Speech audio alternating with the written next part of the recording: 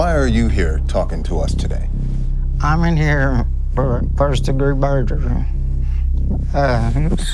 Killed my wife, I guess. They told me I did. Her body was covered in bruises. She had fresh rib fractures. She had hemorrhages in her head, shoulders, back.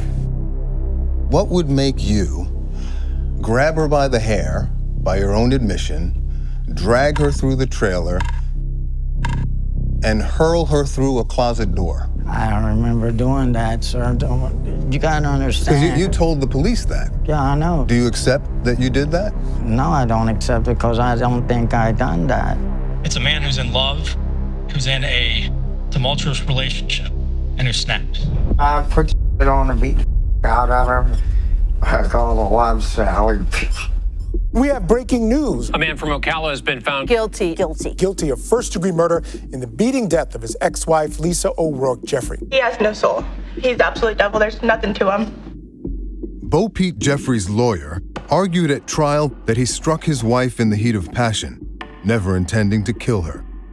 But 3 years into his life sentence, Jeffrey is about to tell me a different story that just might open a new window into the mind of this convicted murderer. Do you remember punching her in the face several times? No, You don't remember the fight with Lisa?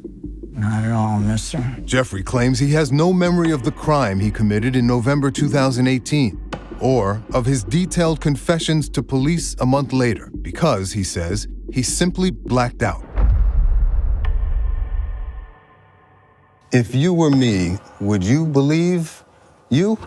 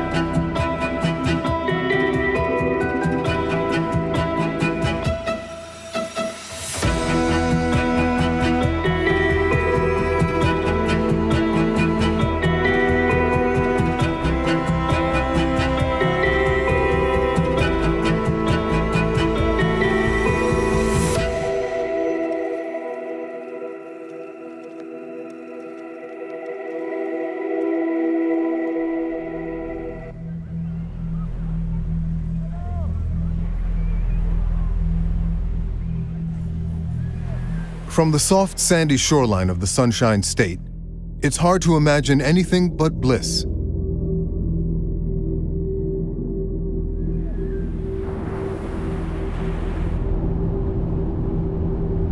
But driving inland from Daytona Beach into the shadows of the murky marshes, a darkness descends.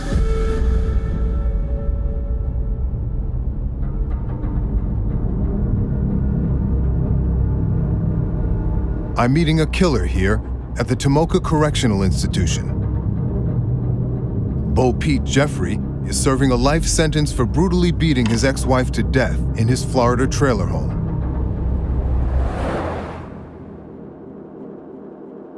He wants to talk, he says, to correct the record and raise questions about his conviction. Clock starts now, right? I want to get inside his head to understand how this domestic homicide happened. But we only have 1 hour, and the clock is ticking. We're here because we really want to understand the mindset and motivations behind your actions. Yes, sir. Why are you here talking to us today? I'm in here for first-degree murder. Killed my wife, I guess. They told me I did. I'd like to come to that night in a little bit, but first I'd like to learn a little bit more about you. Is that all right? What was your upbringing like? Happy home, unhappy home? I never really had a home. We travel. We're gypsies, so we travel around, different language, everything.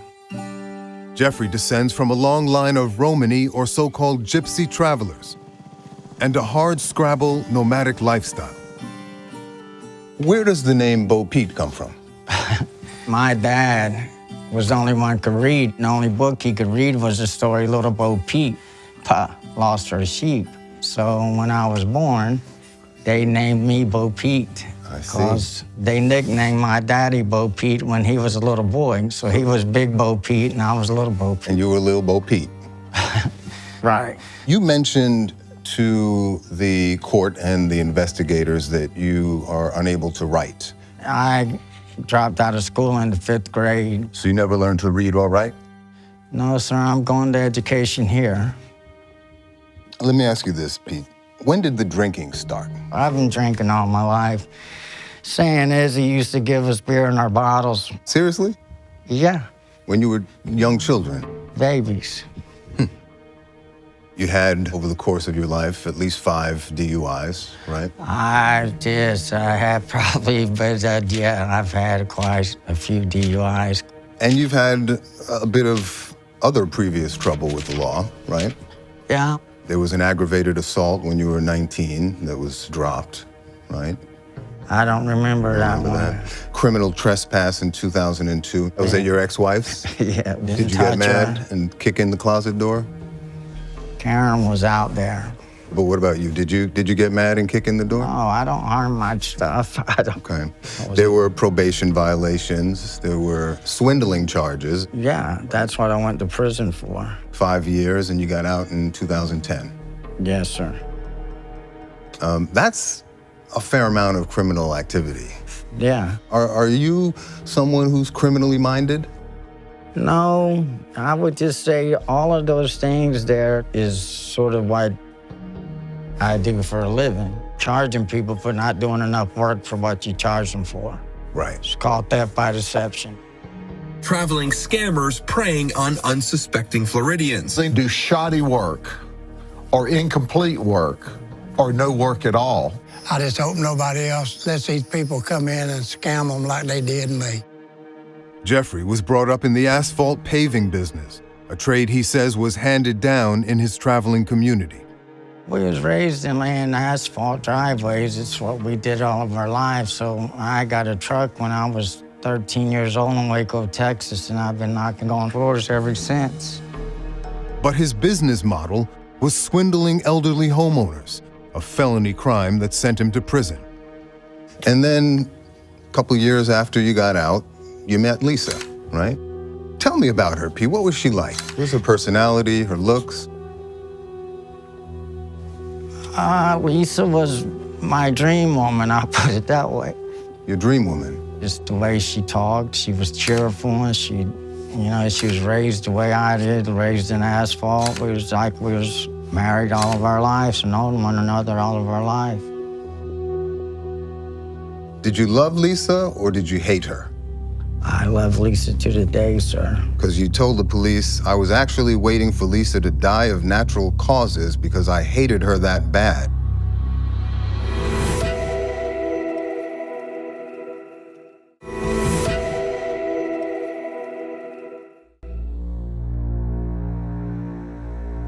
You told the detectives, I love that woman more than life. Right. Did you really mean that? You did. Still to the day. Still to the day. Yes, sir. Stop a second. I can only tell you the number of domestic homicide suspects that have said something similar, that they truly loved their wife or their girlfriend. Former FBI agent Brad Garrett has spent decades trying to understand the mind and motives behind violent killers. This is hard for people to understand, that you could actually love and care for somebody and actually miss them. In the middle of that, you have brutally killed them. In his twisted reality, it's genuine emotion. Did you love Lisa or did you hate her?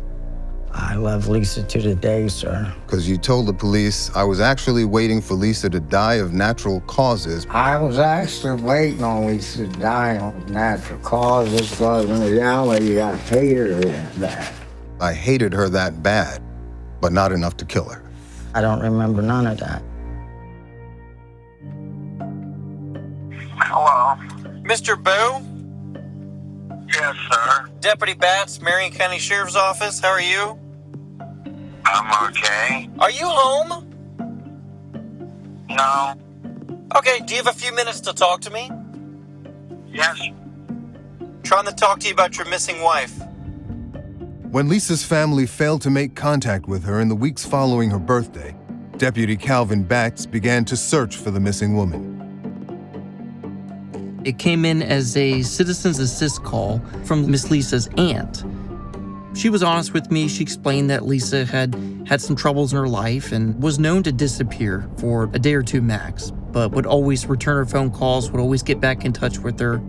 At that point in time, it was about 3 weeks since she had heard from her. So made the phone call to Bo Pete Jeffrey. She's been going to jail or robbing people and stuff. And I don't know, sir, where the woman's at. I know her dad was calling and threatening me, and she told me I had to produce her by 6 o'clock today. And I'm like, God, I don't know where the woman is. And I can't keep up with her no more. He would say that she's sick, or she's sleeping, or she just wasn't there. Did he ever sound concerned? He never sounded concerned. And finally, I was just, somebody needs to do something. I would ask him a direct question, and he was feeding me a bunch of nonsense. What he was telling me definitely elevated my level of suspicion by the end of that phone call.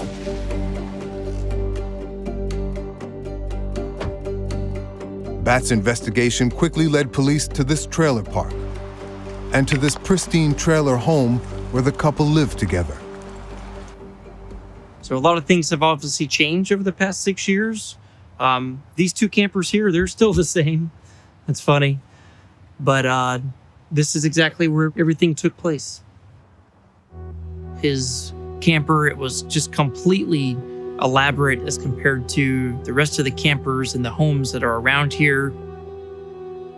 He actually had Little Bo Peep written out across the back of his tailgate. Photo evidence revealed the inside of the trailer was equally meticulous, at least before it became a crime scene. I'm struck by your pride of place. Your home, your cars, immaculate. Yes, sir. Thank you. What does that tell us about you? Well, I love life. I love responsibility. I love to enjoy things about stuff. It was the way I was raised. We always kept new vehicles and customized camper trailers. Tell me about your home. I've seen pictures of it. Yeah. It looks on the inside like a lovely suburban home. It's an apartment home, Will. I'm the only man that ever had a 50-foot travel trailer. Take me inside, Pete. You walk in. Well, mine, this one here, when you walked in, I had sliding glass doors. If you go straight in, you walk into a huge living room and a slide out. This way was a foyer with china cabinets and easy boy chairs. I had custom-made a bathroom and a bedroom. Then when you come back in the living room, over there was a slide out, had an entertainment system with a 70-inch TV, fireplaces, built-in stereo. Fireplace? Yes, sir. Mine had LED lights in the roof, central heat, 2 air conditioners. They used to have little places called mini homes. Mine was a mini mansion. Mini mansion, yeah. Nicest in the park, I'm sure? Well, yeah, you don't get no better. But there was trouble in Jeffrey's trailer park paradise. Bo Pete Jeffrey was an alcoholic, and Lisa fought a losing battle with drug addiction. You described her crack binges. She'd take no money and go down to the crack bottom until every penny was gone. Prostitution? People ask me, why should wife come out of that Super Freight motel all during the nights? I didn't know that until later. Theft? Yes. You said she would take your cars and wreck them. You said at one point, I lived in a prison in my own house. I would have to take these bags, the bank bags, and I'd put all my keys in them. I would hide it. I used to hide it from her? Yeah. That must have pissed you off. Well, yeah. Did you lose your patience with her over those kinds of things? No, I never. Like I told you, I understood Lisa, and I knew where she was at. I would talk to Lisa, and I love Lisa so much that I would never do anything The trucks, I loved my wife more than I did the truck. There was tension though, right? You guys got into fights. Her daughters say that they did witness you roughing her up at times. In 2016, she was trying to take your truck and they say you said, "I'll kill you if you take my truck." I never laid a hand on their mom until this incident here.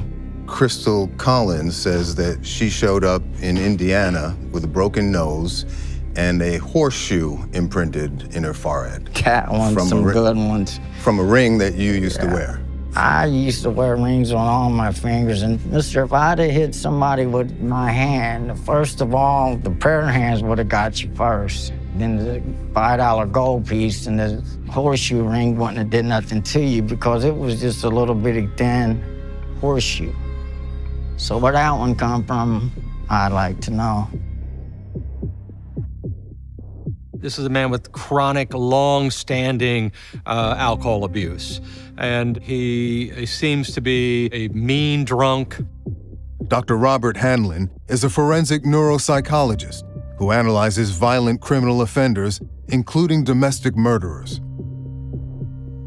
It seems to be very clear in multiple reports that he would frequently abuse her. I don't know this for a fact, but I strongly suspect that most of the physical abuse that he executed on her was fueled by alcohol, and perhaps it was at times in reaction to her behavior when she was high on crack cocaine. Never know nothing about crack cocaine in my life till I was around Lisa.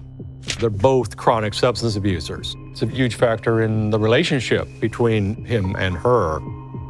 I looked down one time and I looked at all these little gold things on the floor of the commode of the trailer because it's brand new and we had the hardwood stuff. And I'm like, what is all of this? And it was Brillo pad, you know what I mean? Brillo pad? I guess it's what they put into the crack pipe, the smoke pipe. After 6 years of marriage, Lisa was in and out of jail. And a female relative named Patience was spending more time in the trailer just as Bo Pete was losing his patience for Lisa. Let's go to 2018. Yes, sir. You've gotten closer to Patience, yes, right? Sir. And it seems like at some point you're ready to move on with your life from Lisa around that time, yes, right? In sir. fact, you filed for divorce. I did get a divorce. But even in a 50-foot-long double-wide trailer, 3 can become a crowd. Were the 3 of you living in the trailer at the same time in that period after the divorce? Yeah, the front bedroom, but she never lived in there. She would stay there, but there was no... But you all were together as a couple? No. You have a new girlfriend? Named Patience? I have a cousin that stays with me. And she's your girlfriend?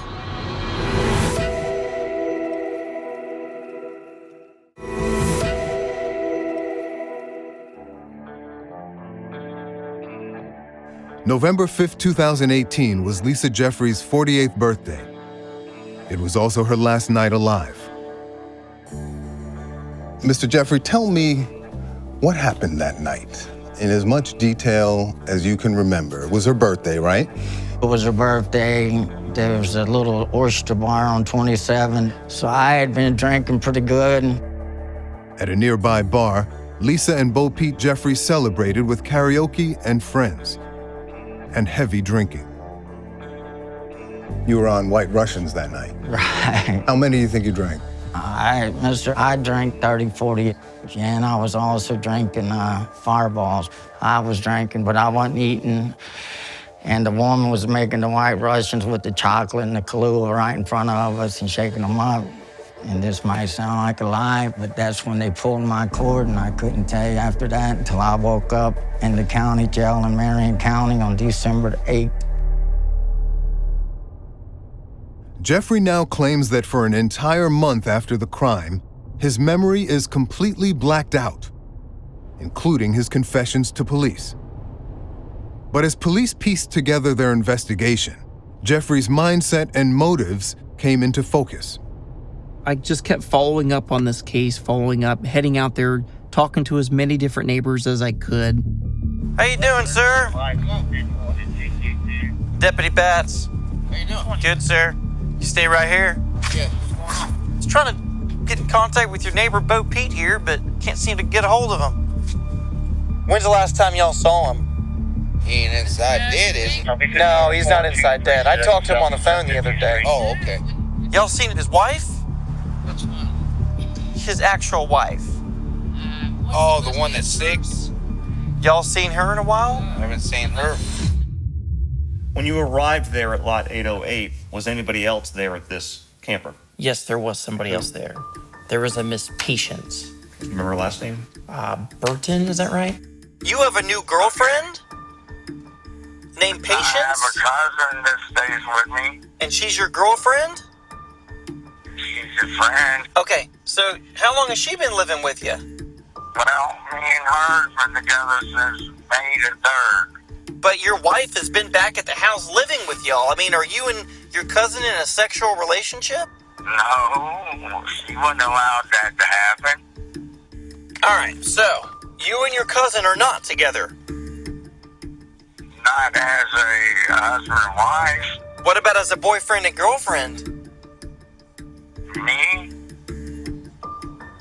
No. God knows. This is my cousin. In fact, Patience Burton and Jeffrey were in a romantic relationship, and she knew his terrible secret.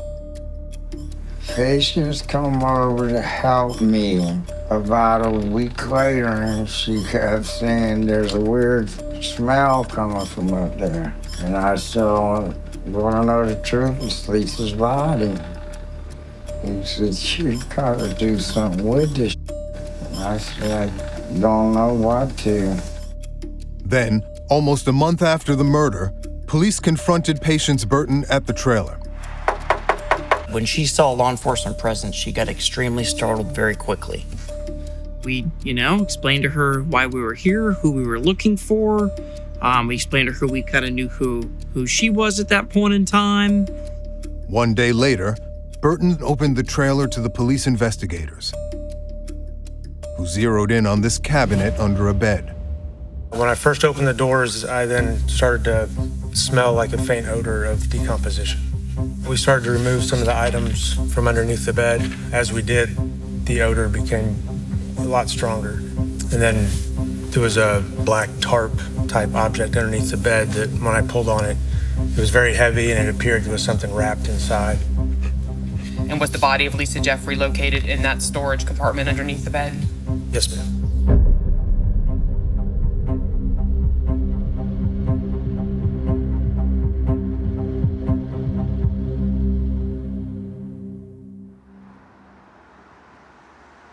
I remember going around the back side of this camper, knocking on the different doors, trying to look in the different windows.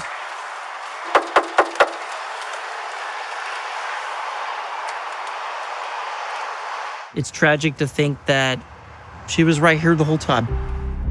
Marion County Sheriff's Office detectives got word that the defendant was up in Putnam County at a relative's house. Detectives Lytle and Lieutenant Claude McQuaig drove on up there. A haggard Jeffrey was taken into custody and questioned. Have a seat, sir. We're just going to talk to you, okay? Okay. Hey, this is Lieutenant McQuaig. Hey, how you doing? All right, sir. All right. Detective Lytle, we're with Marion County. Thank you. Do you want to have a seat up here? I can't make it back up there. Need a hand, or? I heard my whole body's just going away. Yeah? Sergeant John Lytle with the Marion County Sheriff's Office was tasked with prying the truth out of the distraught suspect. He appeared to be exhausted, hungover, and he was just in rough shape. He had indicated that he had spent the last 2 weeks drinking and basically on a bender. Vomiting and struggling to answer questions, Bo Pete Jeffrey requests to be taken to a hospital, where authorities resume their interrogation over the course of 2 days. I've had to hit her and knock her in the face because she was sick, and I never hit her anywhere down here if I ever was going to hit her. You're gesturing like below the neck. You never hit her down here. How many times did you hit her? 5. As we were talking, as he was describing what was happening, he was actually punching his fists, describing all the years of problems in their marriage, all the things he was accusing her of. All that bitch in that time. You don't remember the fight with Lisa? Not at all, mister. You're saying you don't remember anything that happened after you drank at the oyster bar? Not at all. Because you gave quite a bit of detail to the police in those 3 interrogations. I heard them. Right? How were you able to convey all that detail to the police? You tell me and we'll both know, mister, not being a smart. So stop for a second. So I find the whole blackout thing total BS. You know, it is just a cover story to justify to the rest of us who might be naive enough to think, well, maybe that did happen and he doesn't remember, you know, and poor me, right? Because I blacked out. He knows what he did. He said what he did, you know? And now, sitting in prison years later, it's like, well, you know, that story's not completely accurate. Here's the real story now. And it makes him look less evil, obviously. And in his mind, I think maybe not guilty. Is there any possibility that he can't remember any of this? Is it possible that whatever, you know, brain misfunction or deflection, he is unable to recall at this point? Or is it just complete lies? But he didn't say exactly what he did to the police. So how can you go from details about what you have done and admit what you have done to now I don't remember anything that I've done, even though you've said it. And now he's also saying he doesn't remember telling the police that. So 3 different times and 3 different interviews on 3 different days. In such detail? And said, yeah, it's just a cover story. It's all ridiculous, you know, and nobody's believing this. He doesn't even believe it. Okay, so you were back at the house. You go in there and you see that she doesn't have her britches on. And you put her underwear on and you guys go to lay down in bed together. I kept asking her, what is she doing? And you know, Lisa has Crohn's, sir. And all of this is constant. I had that brand new $1,900 mattress and she all on it bad. I never could get the smell out of it. I had to get the smell out of there. I can't stand smell, and you ever seen human? Yeah, that's not pleasant. Do you remember, you told them that when you got home after the oyster bar, you walk in and the first thing you see in your picture-perfect trailer is Lisa sitting on the furniture with no underwear on. That's what they told me. I said, sir. And now that doesn't sound like such a big deal to most people, but that was not a trivial issue for you. And it sounds like that set you off. Do you remember that? It was her home. She ran around in her underwear all the time. Why would I get mad about it? What would make you grab her by the hair, by your own admission, drag her through the trailer, and hurl her through a closet door? I don't remember doing that, sir. You gotta understand. Because you told the police that. Yeah, I know. They told me I told her that. I heard the thing. Do you accept that you did that? No, I don't accept it because I don't think I done that. That day, nothing was going wrong till I flipped. At one point, you use the C word and describe her. I don't even want to read that. But that day, nothing was going wrong until I flipped and grabbed her by the hair and pulled her right into our room. I slung her against those closets. Slung her against those closets, you'll see it's broke. Right. In the middle of this very detailed recounting of his words that I give him, he snickers when I decline to read the vulgar things he said about her. He knows he said that, and that's what he thinks about her in reference to whatever angered him to harm her to the point of killing her.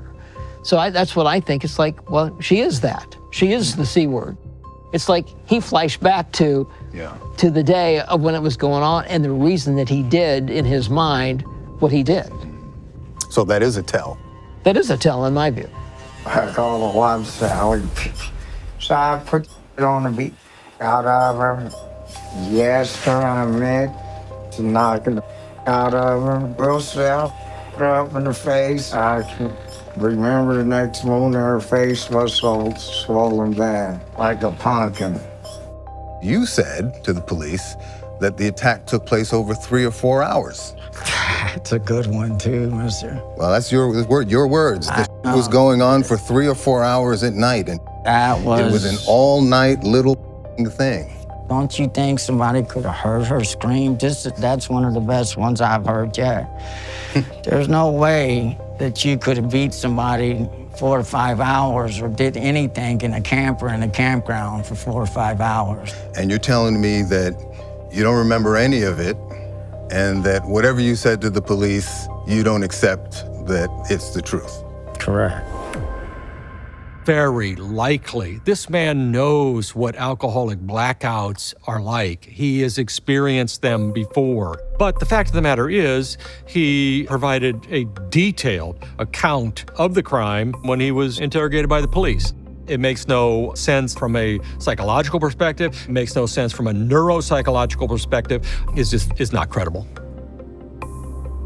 2 days after Lisa's birthday, while Jeffrey claims he blacked out, he's caught on surveillance camera shopping for packaging supplies at a local hardware store. Let me ask you this, because the attack may or may not have been premeditated. I wasn't there, I don't know. But the cover-up certainly was. You agree with that? I don't remember doing that. But evidence uncovered from Jeffrey's trailer documents a methodical and maniacal plan to hide Lisa's body.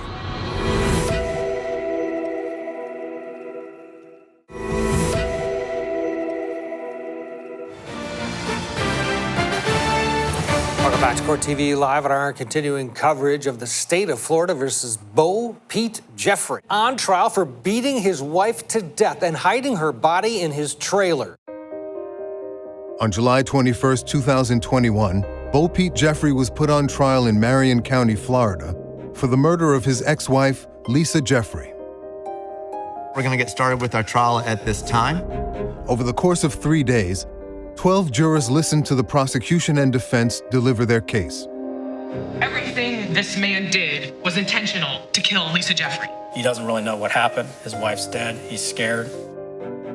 The state presented surveillance footage obtained from a local hardware store, the Rural King, which showed Jeffrey purchasing a box of 42-gallon trash bags 2 days after Lisa was last seen alive. The price of disposing of her body, $10.38. The attack may or may not have been premeditated. I wasn't there, I don't know. But the cover-up certainly was. You agree with that? I don't remember doing that. I seen the videos. Let me walk you through it, right?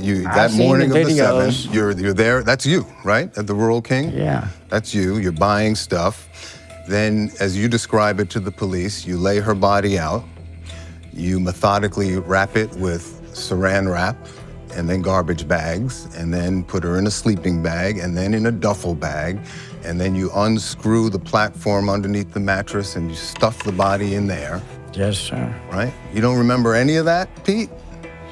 No. You don't remember what her dead body looked like laying out there in front of you? No, sir, I don't. You don't remember seeing that tattoo of your name on her wrist as her body lay limp, dead? No, sir. I don't remember finding her. I remember they even said there was blood all on the trailer, had white carpet in it. I don't remember even seeing no blood in there. Everything is clean. The carpets were steam cleaned, bathrooms were cleaned, everything was spotless. But after we did some processing, we determined that there was more than meets the eye.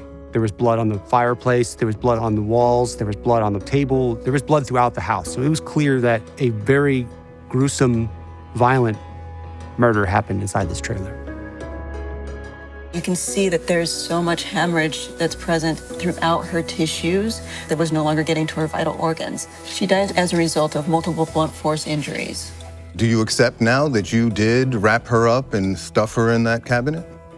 I accept what happened to her as it comes to me, mister. What does that mean? She's dead. She was wrapped in a thing and put underneath the bed. They said I did it. So that's what I have to eat every day of my life, just like these statements I gave. Part of the interview where he cracked and showed a lot of emotion was when I had asked him about Lisa's body. What were you going to do with Lisa's body? That's when he completely lost it, began sobbing like a baby, a grown man crying about his wife being dead and not being able to know what to do with her body. You say you're remorseful, right? If that means, yeah, I miss my wife, I love her too. Well, remorseful means that you regret your actions. You've reflected on them and you regret your actions and you take responsibility for your actions. I'm sad that Lisa's dead, sir. That's as far as you'll go. I'm sad that Lisa's dead. Breaks my heart. Lisa was everything out of all the women I ever had that I ever wanted. She was my buddy, she was my wife, she was my life. I did not want Lisa dead. I don't want Lisa dead now. I didn't want her dead then. The evidence suggests that you did do these understand that, things, sir. right? I'm not saying At one that point, did you try and get another inmate to take the fall for this crime? He told me that he would tell him that he did it. I'm like, hell yeah, come on with it. You prepared to lie? Well, yeah, if you want to call it that. Jeffrey makes one last desperate attempt to avoid the blame.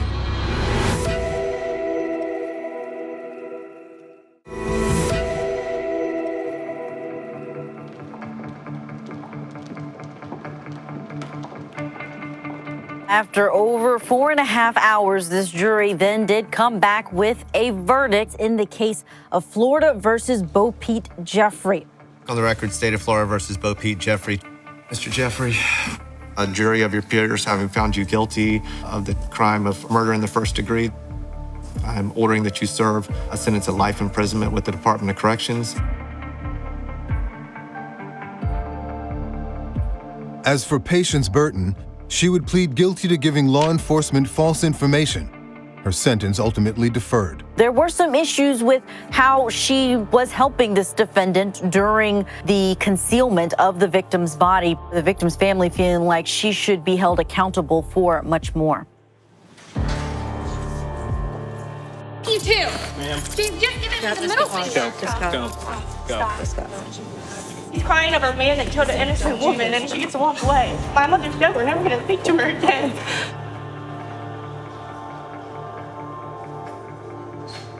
After his conviction, Jeffrey would file numerous motions arguing that he was intoxicated during his police interrogation at the hospital, impaired by medication he was given. We know that he has spent an enormous amount of time and energy and money or prison capital filing appeals. He was paying at one point a prison scribe to handwrite appeals in like perfect penmanship. Can somebody be genuinely remorseful and still obsessed with reducing their sentence? Yeah, maybe. Only because it becomes survival at some point. Do I want to live the rest of my life in an 8x10 concrete cell, or do I want to try to get out and continue to lead the life that I was leading? Well-schooled in criminal antics, Bo Pete Jeffrey had one more trick up his sleeve. Did you try and get another inmate to take the fall for this crime?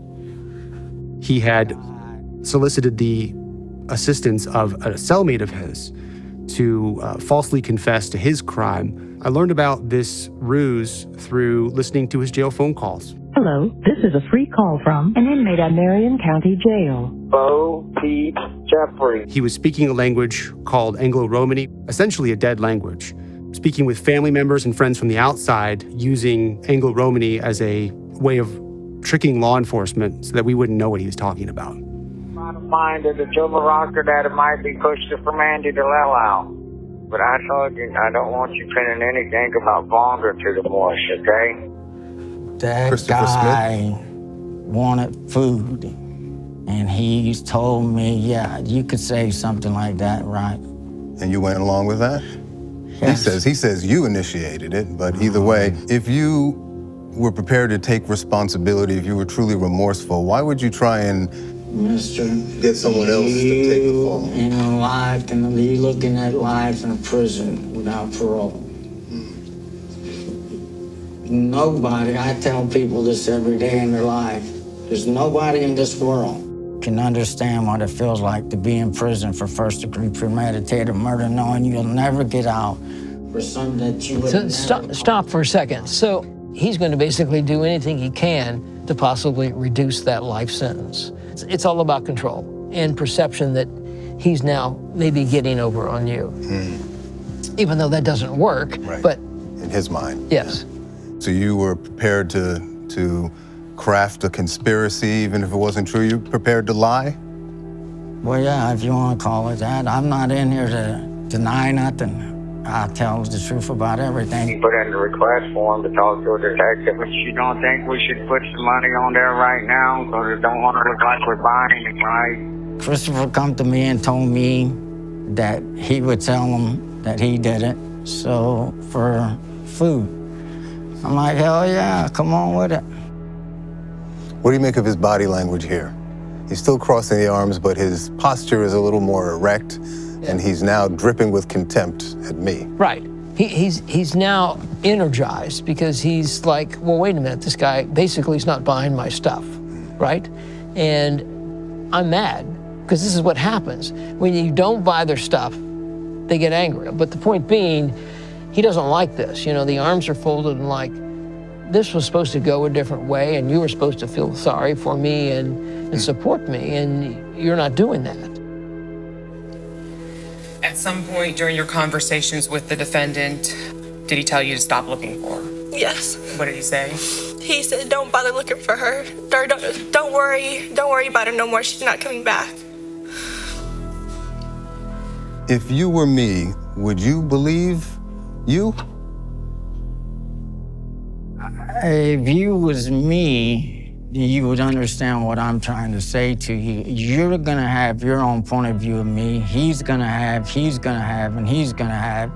If you're high as a kite and you tell somebody something, it's like I told you, the prosecutor turned it into what she wanted it to be. You're gonna believe what you're gonna believe. I can see your facial expressions looking at me right now and stuff. But if people can understand just simple this, I don't remember anything I told the people that I said I done. It seems to me he's becoming more bold in his position. He's almost indignant. He's acting indignant because it's not live anymore, right? He's away from it now. He doesn't have to deal with it anymore. He can just think about it and think about spinning his story and maybe appealing his case.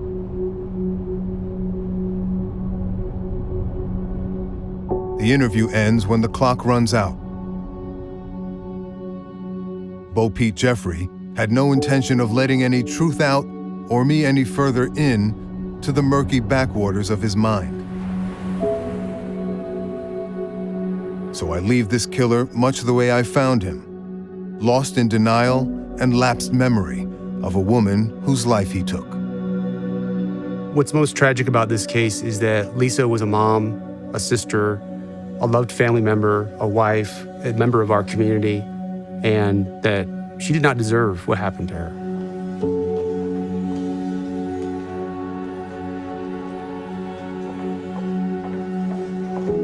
So, thinking about your mother, how do you want her to be remembered? That she had a good soul. She'd do anything for anybody. No matter what it was, she'd give you the shirt off her back. The interview with this killer won't fade fast into my memory, even as I look ahead to the next cold-blooded conversation that awaits.